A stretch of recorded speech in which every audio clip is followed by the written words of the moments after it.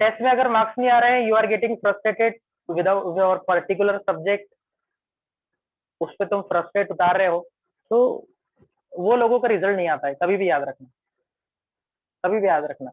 हमारे जो हमारा एम है, इसमें कोई हार और जीत नहीं है। हार और जीत वो फाइनल रिजल्ट में पता चलेगी। तो टेस्ट में मार्क्स नहीं आना या हमारा सब्जेक्ट समझ में नहीं आना, ये हमारी कोई हार नहीं है। ऐसा नहीं है कि हम हार गए हैं, अब ये WWE का ग्राउंड है, यू विल बी नॉकआउट, बाहर हो जाओगे। नो, अगर आपके मार्क्स नहीं आ रहे हैं, आप गिर चुके हो, फिर से उठो, फिर से हम नया निर्माण करते हैं। जैसे नेचुरल डिजास्टर होता है, बाढ़ आती है, पानी घुस जाता है गांव में, लेकिन असली इंसान वही होता है जो फिर से खड़ा होता है, फिर से रीबिल्ड करता है, फिर से गिरता है, फिर से और रीबिल्ड करता है। यही स्ट्रगल है, यही लाइफ है, इसके अलावा कोई शॉर्टकट नहीं है। आई बात समझ में? तो struggle is the success, struggle में ही सक्सेस ढूंढो तो वही सफल है। वरना स्ट्रगल से सक्सेस तुम ऐसा मत ढूंढना कि हम कहीं जाकर बैठ जाएंगे और वो सक्सेस है, तो तुम वहां भी बोर हो जाओगे, तुम वहां भी यूट्यूब ढूंढोगे, नेटफ्लिक्स ढूंढोगे, ऐसा नहीं होता है। अंडरस्टूड? तो आज हम प्रॉब्लम सॉल्व करने वाले हैं based on definition of current, current density, drift velocity. ठीक है, वैसे कल हमने इस टॉपिक को खत्म किया था थेरोटिकली, और हल्का हल्का हिंट मिला था कि ओम्स लॉ शुरू होने वाला है। लेकिन उससे पहले मैं चाहूंगा कि हम कहीं ना कहीं थोड़ी और प्रैक्टिस कर ले और फिर ओम्स लॉ पे मूव हो। चलो फिर क्वेश्चन सॉल्व करेंगे। और हमारे सब्जेक्ट में 90 to 95% प्रॉब्लम्स ही पढ़ने हैं, स्टडी करने हैं, प्रैक्टिस करने हैं। हार्डली 5%, 10% का थ्योरी स्टडी करना है। थ्योरी स्टडी इसलिए करना है ताकि प्रॉब्लम आ सके। न्यूमेरिकल्स नहीं करोगे प्रैक्टिस तो सब्जेक्ट का कुछ नहीं हो सकता है। चलो देखते हैं। Current through wire, current notebook and pen लेके बैठना है आपको। करंट थ्रू वायर, नोटबुक और पेन लेके नहीं बैठोगे तो नींद आएगी थोड़ी बाद में। तो करंट थ्रू वायर, करंट दिया है I is equals two variable 3t square plus 2t plus 5, 3t square plus 2t plus 5, full stop. The charge flows through, charge flows through, charge flows through cross section of wire, cross section of wire in time, in time from 0 to 2 seconds, 0 to 2 seconds बताना है, 0 to 2 seconds। And one more thing, while you are studying, जब भी आप अपना preparation करते हो तो आपको ये बिल्कुल नहीं सोचना है कि करियर में क्या होगा, कि आगे जिस ब्रांच में हम लेना चाहते हैं एडमिशन, उसका फोकस, उसका अच्छा कोई फ्यूचर है भी नहीं। जिस समय एनर्जी लगा रहे हो उस समय वर्कडन के बारे में मत सोचो। बात आ रही समझ में? अच्छे इंजीनियर की जरूरत कल भी थी, आज भी है, कल भी रहेगी, लेकिन अच्छे इंजीनियर होगी। अरे गेटिंग माई पॉइंट? ठीक है, आज भी अपनी तुमने देखा होगा, पढ़ा होगा फिलहाल 4-5-6 दिन पहले कि गूगल से एक स्टूडेंट को काफी अच्छा पैकेज मिला है, Indian student. So this country has a talent, उस टैलेंट को यूटिलाइज करना, एक प्लेटफॉर्म देना, वो एक असली चीज है। We are providing your platform, आप उसका यूटिलाइजेशन करो। यूटिलाइजेशन नहीं कर पाओगे तो फिर ऑलरेडी बहुत सारा टैलेंट वेस्ट हो रहा है और वो होता जाएगा। तुम उसमें से कैसे तीर के निकलते हो, यही असली पॉइंट है। आ रही बात समझ में? तो फ्रस्ट्रेट नहीं होना है, धीरे धीरे सही, लेकिन आगे बढ़ते चलना है। ठीक है, तो हमारे समय भी जब हम स्टडी किया करते थे तो उस समय भी अच्छा प्लेसमेंट था, उस समय भी अच्छे स्टूडेंट की ही वैल्यू थी, आज भी अच्छे स्टूडेंट की वैल्यू है। ठीक है, तो इंजीनियर की वैल्यू सोसाइटी को हमेशा रहेगी, अच्छे इंजीनियर की रहेगी। एक खराब इंजीनियर, लो प्रैक्टिकल नॉलेज वाला इंजीनियर बहुत ही हानिकारक होता है सभी के लिए। इट इज जस्ट लाइक कि बेसमेंट खराब बनाया बेचारे ने, तो फिर 20 फ्लोर भी बनाओगे तो मजा नहीं आएगा। ठीक है, चलो ठीक है, क्वेश्चन पढ़ो क्या लिखा है। करंट फ्लो हो रहा है वायर से, कितना करंट फ्लो हो रहा है, I is equal to 3t square plus 2t plus 5, मतलब टाइम के साथ में चेंज हो रहा है करंट। आपको बताना है charge flows through cross section of wire, कि वायर के क्रॉस सेक्शनल एरिया से कितना चार्ज फ्लो होगा।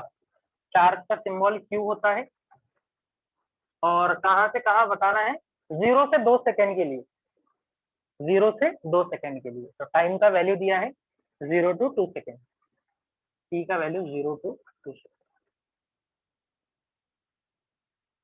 हम जानते हैं प्यारे बच्चों कि करंट की डेफिनेशन होती है dq by dt, dq by dt, और अगर इसे मैं क्रॉस मल्टीप्लाई करता हूं तो dq का वैल्यू आ जाएगा I dt। अब जरा इस डब्बे की तरफ ध्यान से देखो, मैंने कौन सी प्रोसेस करनी चाहिए कि dq से q बन जाए। मुझे dq का d हटाना है, तो यू आर मैथमेटिक्स स्टूडेंट, सभी का आंसर आना चाहिए। क्या करना चाहिए, वेरी गुड, डिफरेंशिएशन मार्क आएंगे बेटा। इंटीग्रेशन, डेरिवेटिव हटाना है तो इंटीग्रेट कर दो, integral dq is equal to integral I dt, I dt। Just put the value, integral I का वैल्यू कितना है, 3t square plus 2t plus 5। कुछ लोगों ने आंसर ऑलरेडी भेज दिया है, और लिमिट रहेगी 0 से 2 सेकेंड, 0 से 2 सेकेंड। तो प्यारे बच्चों इंटीग्रल dq का वैल्यू q हो जाएगा,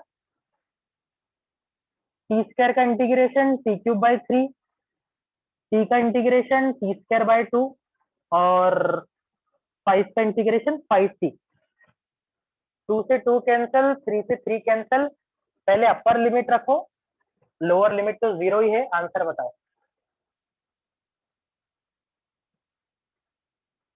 आंसर कुलम्ब में आएगा, कुलम्ब में।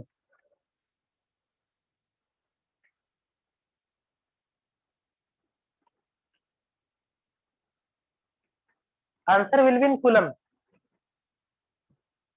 हाँ भाई फास्ट, जल्दी रखो। 2 का क्यूब हो जाएगा 8, प्लस 2 टू जा 4, प्लस 5 टू जा 10, 24 कुलम आ रहा है क्या, एम आई राइट। 24 कुलम चार्ज फ्लो होगी 0 से 2 सेकेंड में, और समय के साथ साथ वो बढ़ते ही जाएंगे, variable quantity. Have you understood this much.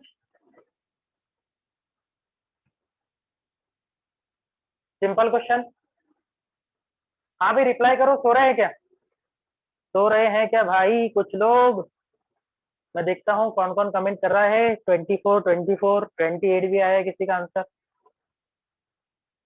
24, 24, फटाफट। अंडरस्टूड, समझ आ गया है सभी से भाई। I take a screenshot. जो लोग रिप्लाई नहीं कर रहे हैं उनके पेरेंट्स को कॉल जाएगा।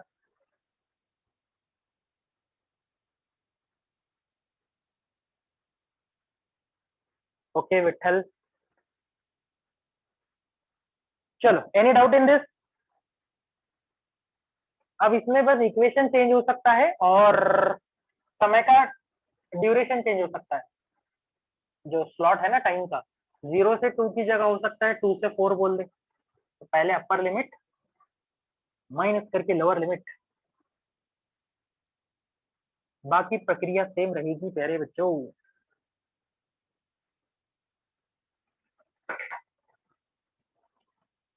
चलो ठीक है, नेक्स्ट क्वेश्चन। अगला प्रश्न आपके स्क्रीन पे आने वाला है।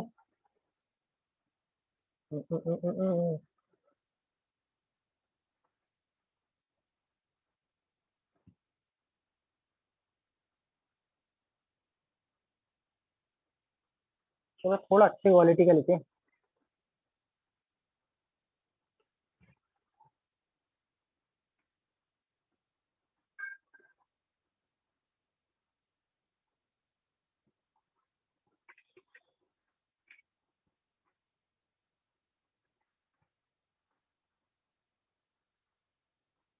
हाँ भाई, क्या बोला है देखो, aluminium wire of diameter,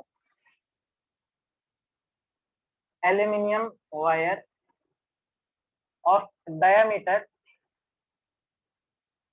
aluminium wire का डायमीटर बोला है 0.24 centimetre, 0.24 cm, is connected in series to copper wire, is connected in series to copper wire, उसको हमने कॉपर वायर के साथ सीरीज में कनेक्ट किया, ऑफ डायमीटर 0.16, जिसका वायर का डायमीटर जो है वो 0.16 है, वायर ऑफ डायमीटर 0.16 मीटर है, 0.16 मीटर, वो सेंटीमीटर ऊपर वाला, फुल स्टॉप। आगे बोला है the wire carries 10 ampere current, wire carries 10 ampere current, find number 1, पहली चीज पता करनी है आपको, current density in aluminium wire, current density in aluminium wire. Number 2, drift velocity in copper wire, number 2, drift velocity in copper wire, copper wire में drift velocity पता है, ठीक है। आराम से पढ़ो बच्चों क्वेश्चन और देखो तो कैसे सॉल्व करना है।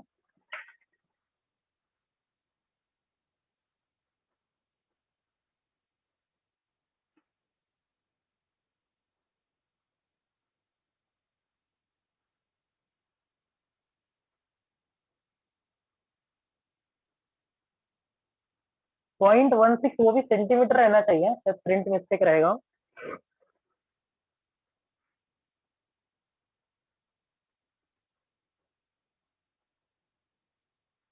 ठीक है, एक और चीज ब्रैकेट में गिवन है,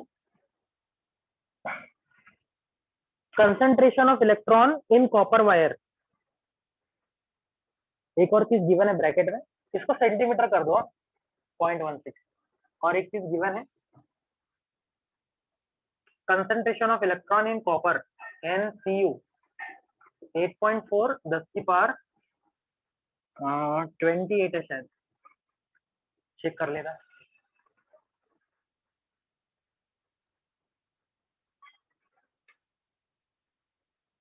हाँ 28 है, 28,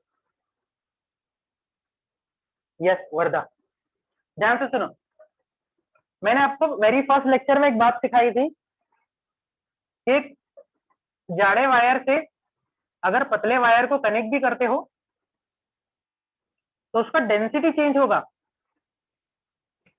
but current will remain same, I ही रहेगा, आई ही रहेगा। हाँ, current per unit area change हो जाएगा, cross sectional area, density, understood. Current पे कोई फर्क नहीं पड़ेगा, इसीलिए एक ही वैल्यू दिया है करंट का। ठीक, तो पहले हमें करंट डेंसिटी पता करनी है एल्यूमिनियम वायर से, एल्यूमिनियम वायर, तो मैं यहाँ लिख देता हूँ for aluminium wire, aluminium wire current density होती है करंट पर यूनिट एरिया। तो सबसे पहले एरिया निकाल लेते हैं उसका, एरिया क्या होगा एल्यूमिनियम का, क्रॉस सेक्शनल एरिया कैसे दिखता है, पाई स्क्वायर, यस और नो। पाई का वैल्यू 3.14, आर का वैल्यू कितना है प्यारे बच्चों, 0.24 का हाफ हो जाएगा ना, आई विल राइट 0.12, और सेंटीमीटर से मीटर में, देखो ये बात सबको समझ आई क्या,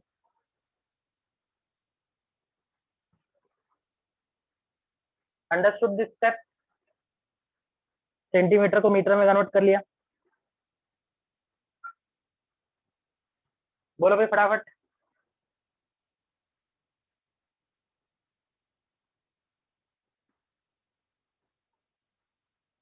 चलो फिर इसको और सिंप्लीफाई करते हैं। 3.14, मुझे 12 का स्क्वायर याद है तो मैं इसको 12 बना लेता हूँ। ये हो जाएगा -2 -4 और उसका होल स्क्वायर।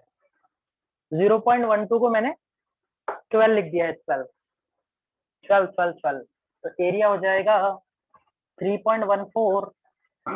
12 का स्क्वायर होता है 144 और -4 का डबल करेंगे तो -8। -8, ठीक है। -8 ऐसे रहने दो, इसको कुछ मत करो अभी। मीटर स्क्वायर क्यों सर? तुम्हें करंट डेंसिटी चाहिए ना, देयरफॉर जे का वैल्यू हो जाएगा I/A। आई का वैल्यू है 10 एम्पियर और ए का वैल्यू ये दिख रहा है लंबा चौड़ा 3.14 144 इंटू 10⁻⁻8। मुझे बताओ यहाँ तक समझ आया तो कमेंट करो तो जरा।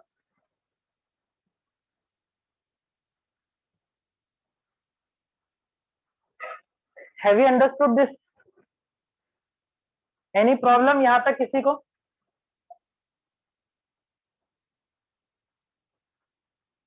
बाकी लोग सो रहे हैं क्या? कुछ नहीं किया, पायर स्क्वायर से क्रॉस सेक्शनल एरिया निकाल लिया और करंट से डिवाइड कर दिया। I just divide by current. अभी देखो कैलकुलेशन कैसे करना चाहिए। अगर मैं इसको स्टेट बोर्ड में सॉल्व करूंगा तो पूरी ईमानदारी बताऊंगा कैसे। ध्यान से सुनो कि भाई स्टेट बोर्ड में सॉल्व करेंगे तो इसे 3.14 को 144 से मल्टीप्लाई करो, फिर बाद में डेसिमल का एडजस्टमेंट करो, फिर वो नंबर का रेसिप्रोकल लो लॉग टेबल में जाकर और फिर पावर एडजस्ट करो। आई बात समझ में? लेकिन हमें कॉम्पिटिटिव एग्जाम में लॉग टेबल नहीं मिलता है तो हमने कैसे करना चाहिए, ध्यान से सुनो। अप्रोक्सीमेशन क्या करो, पहला काम 10 अपॉन, सबसे पहले इसको 3.14 ही रहने दो और इसको 1.44 बना दो। दो पावर इसको दे दिया तो पॉजिटिव पावर इसको दे देंगे 2, तो ये -6 हो जाएगा। आई क्या बात समझ में?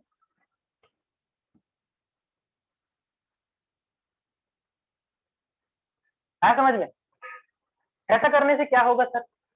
तो बच्चे प्यारे, अब क्या करो, इन नंबर को जरा ध्यान से देखो। इन नंबर को जरा ध्यान से देखो। एक को अगर 0.1 से कम करे तो वो 3 बन जाएगा।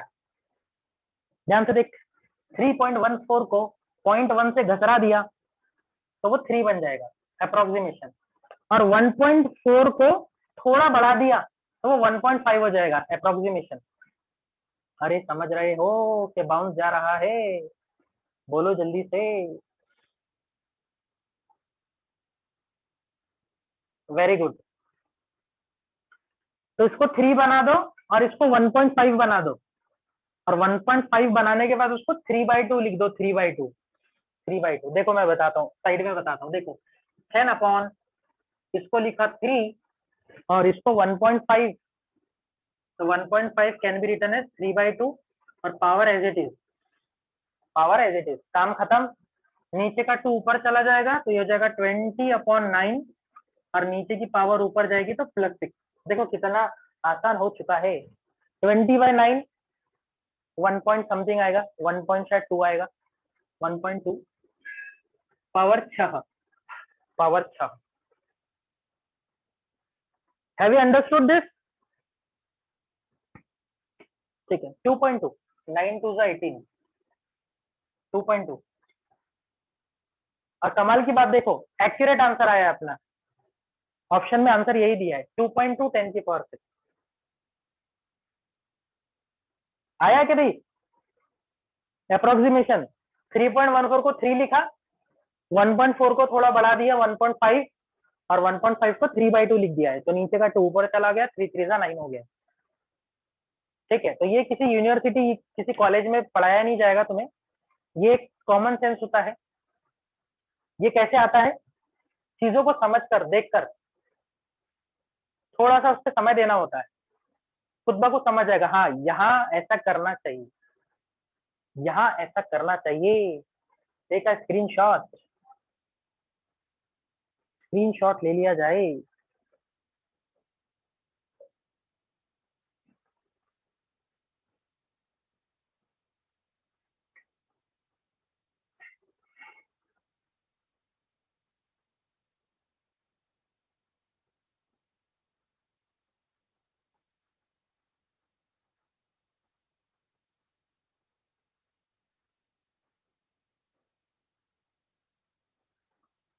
अगर मैं तुम्हें और बारीकी से बताऊं कि हमारा आंसर एग्जैक्ट बिल्कुल एक्यूरेट क्यों आया है, तो क्यों आया बोलो। अगर तुम ध्यान से देखो तो मैंने बहुत ईमानदारी से काम किया है। देखो, 0.1 से इसको छोटा किया है एक नंबर को, और ऑलमोस्ट 0.1 से इसको बढ़ा दिया है, एकदम एग्जैक्ट इक्वल एंड प्रोपोर्शन से बैलेंसिंग। 0.1 से इसको छोटा, 0.1 से इसको बड़ा, तो यहाँ ज्यादा दिक्कत नहीं गई। अंडरस्टूड। यूनिट लिख दो उसका। यूनिट रहेगा, डेंसिटी का यूनिट क्या होता है, करंट पर area, ampere per metre square. Note करो, एम्पियर पर मीटर स्क्वायर। चलो, ये हमारा पहला पार्ट था क्वेश्चन का। क्वेश्चन के दूसरे पार्ट में आपको ड्रिफ्ट वेलोसिटी पता करनी है कॉपर वायर से। ड्रिफ्ट वेलोसिटी, तो ड्रिफ्ट वेलोसिटी के फॉर्मूला में मुझे एरिया लगने वाला है, तो मैं पहले फॉर कॉपर वायर एरिया पता कर लेता हूं। फिर से cross sectional area pier square होगा 3.14, रेडियस की value half of the diameter 0.16 का आधा हो जाएगा 0.08 सेंटीमीटर का मीटर का होल स्क्वायर। अंडरस्टूड। फिर से मेरा टेक्निक वही रहेगा, 3.14, इसको 8 बना दो, ये हो जाएगा सर 8 10⁻⁻⁴ का होल स्क्वायर, और इसको लास्ट में लिख देगी 3.14 इंटू 8 का स्क्वायर 64 इंटू -4 का डबल -8। सिंपल। ये मेहनत पहले मैंने कर ली। अभी मुझे ड्रिफ्ट वेलोसिटी पता करनी है, तो मुझे एक ही फॉर्मूला याद है और उसी से मैं सारे काम कर लेता हूँ। वह फॉर्मूला है I is equal to NEAVD। बोलो हाँ या no. I is equal to NEAVD। Cross multiply करो तो VD का वैल्यू बन जाएगा I upon NEA। I upon NEA बराबर, I का वैल्यू 10 दिया है क्वेश्चन में, कॉमन है दोनों वायर के लिए। N का वैल्यू क्वेश्चन में दिया है 8.4 10⁻28 बिग वैल्यू, और E मतलब charge of electron 1.6 10⁻⁻19। Oh my God. और एरिया का वैल्यू अभी हमने निकाला ही है 3.14 इंटू 64 इंटू 10⁻⁻8। बल्ले बल्ले तुम्हारी, करो कैलकुलेशन।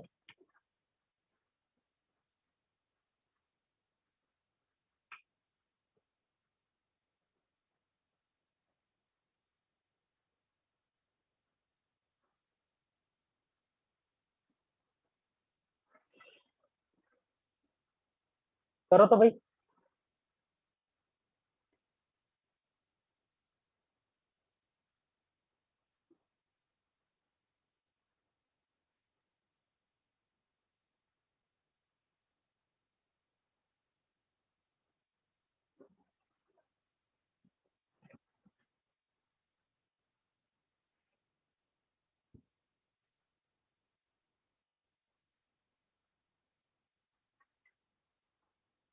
कैसे करना चाहिए, how do we do that,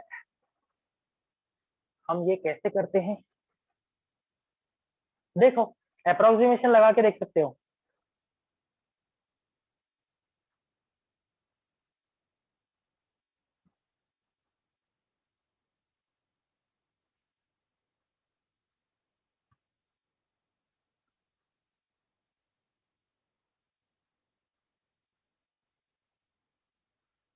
देखो, सबसे पहले 3 को 3.14 से 3 बना दो उसको, ठीक है,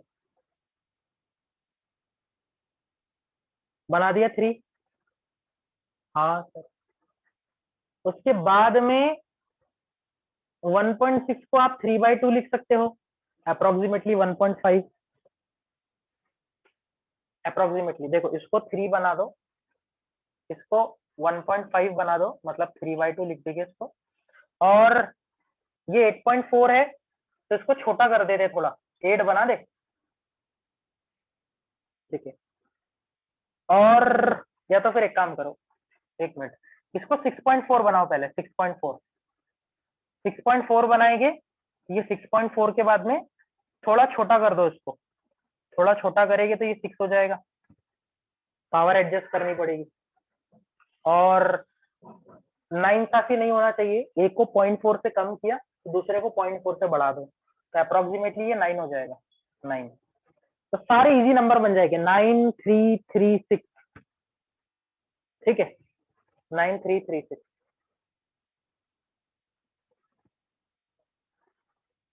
अंडरस्टूड। कुछ लोगों ने मुझे करेक्ट आंसर भेज दिया है, आंसर आना चाहिए 3.7 10⁻⁻⁴ मीटर पर सेकेंड। घर पे करके देखना, मैं बताऊंगा, मजा नहीं आएगा उसमें, तुम हा हा वाह वाह करोगे, लेकिन जब तुम खुद करोगे ना तो तुम्हें पेन फील होगा, oh my God how much tough is it.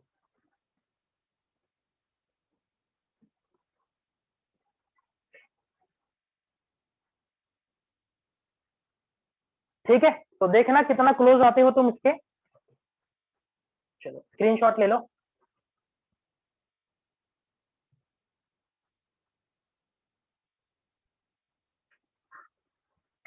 Okay sir,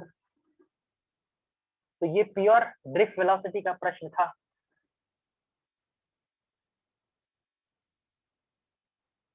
question based on drift velocity, drift velocity, drift velocity.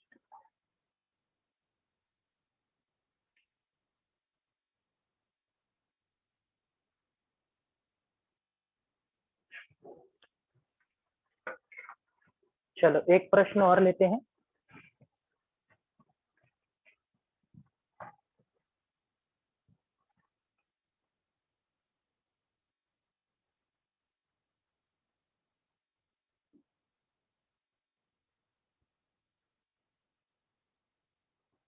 देखो थ्योरेटिकल क्वेश्चन है, when current I is flowing through conductor, when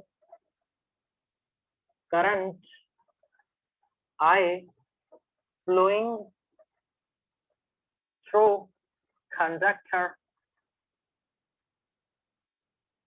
जब conductor से I current flow हो रहा था, comma drift velocity v थी, comma उस समय ड्रिफ्ट वेलोसिटी इज v, उस समय ड्रिफ्ट वेलोसिटी v थी।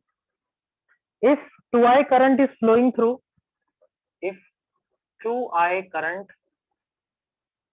इज फ्लोइंग, डबल कर दिए करंट को, through through same metal, same metal but having double cross section, but उसका area of cross section double कर दिया, comma new drift velocity become, new drift velocity will become, क्या होगी। अच्छा प्रश्न है, कंफ्यूजिंग कर देता है कभी कभी, वैसे सिली सा प्रश्न है। आराम से पढ़ो, किन किन चीजों में रिलेशन चाहिए,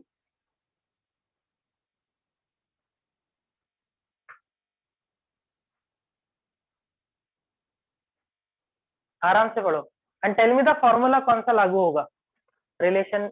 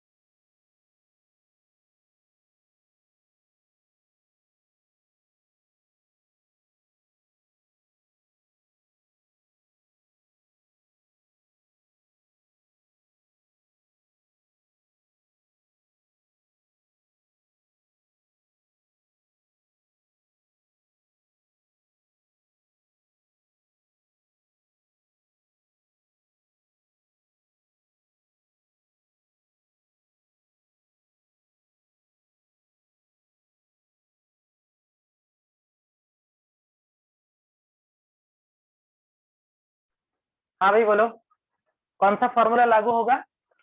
किन किन चीजों में रिलेशन दिया देखो, साइड में लिखता हूँ, करंट में, ड्रिफ्ट वेलोसिटी में और एरिया में, बराबर। बाकी मेटल सेम है। तो what is the formula? I is equal to N E A V D, यही लगेगा ना, I is equal to N E A V D. तो जिस समय करंट आए था, एरिया क्रॉस सेक्शन ए मान लेंगे, वेलोसिटी वी मान लेंगे, V according to question. First case. Second case में क्या क्या हुआ सोचो, करंट डबल हो गया है, 2i, मटेरियल सेम है तो कंसंट्रेशन तो वैसे ही रहेगा इलेक्ट्रॉन का, एरिया डबल कर देना है, एरिया डबल कर देना है, और वेलोसिटी हमें पता करनी है, वी डैश नाम दे देंगे। बताओ भैया, क्या आपको नया टर्म समझ आया? Same metal but having double cross section, having double cross section, understood? तो मुझे बताओ, अगर ये 2 से 2 मर जावे तो क्या इक्वेशन 1 और 2 में कोई फर्क दिख रहा है? फ्रॉम इक्वेशन 1 एंड 2 से ये बात साबित होती है कि v dash equal to V है, v dash equal to V है। तो ये ट्रिक क्वेश्चन है। कभी कभी बच्चों को लगता है कि भाई करंट डबल कर दिया है तो ड्रिफ्ट वेलोसिटी डबल होगी, लेकिन साथ में एरिया ऑफ क्रॉस सेक्शन भी तो डबल कर रहा है ना, तो वो कैंसल आउट हो जाएगा, इफेक्ट नलीफाई हो जाएगा जिसको बोलेंगे। अंडरस्टूड?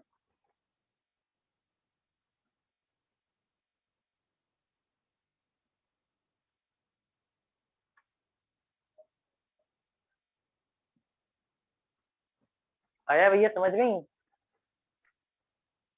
Take a screenshot.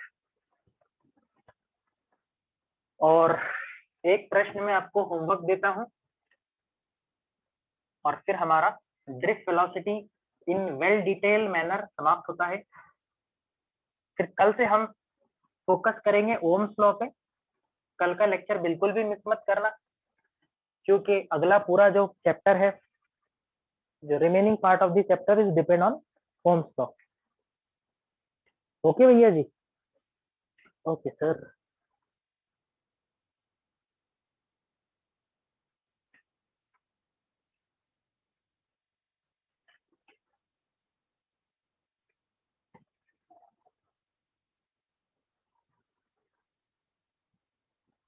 चलो एक क्वेश्चन देता हूं मैं आपको, that will be homework for you.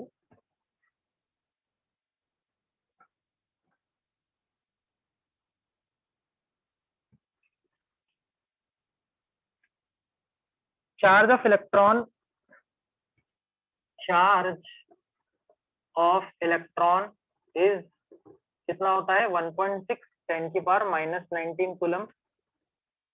How many electrons, how many electrons, कितने electron strike this screen, strike the screen, strikes the screen of cathode ray tube, of cathode ray tube, cathode ray tube, each second, each second, when beam current, when beam current is, when beam current is 16 milliampere, beam current is 16 milliampere। ठीक है, तो एक question ये रहेगा, और एक और question दे देता हूं मैं, होमवर्क फॉर यू।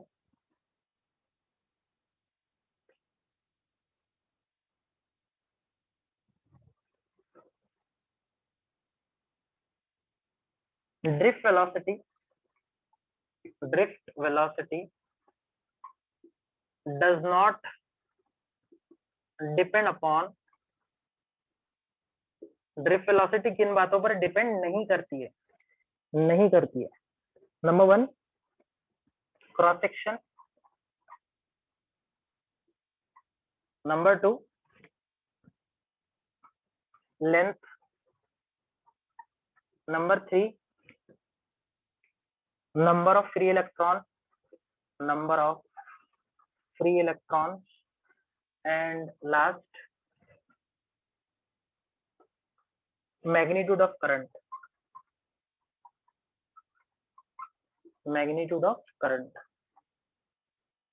ठीक है भाई, तो ये 2 क्वेश्चन आपको सॉल्व करने हैं और कोई डिफिकल्ट प्रश्न नहीं है, these are easy questions।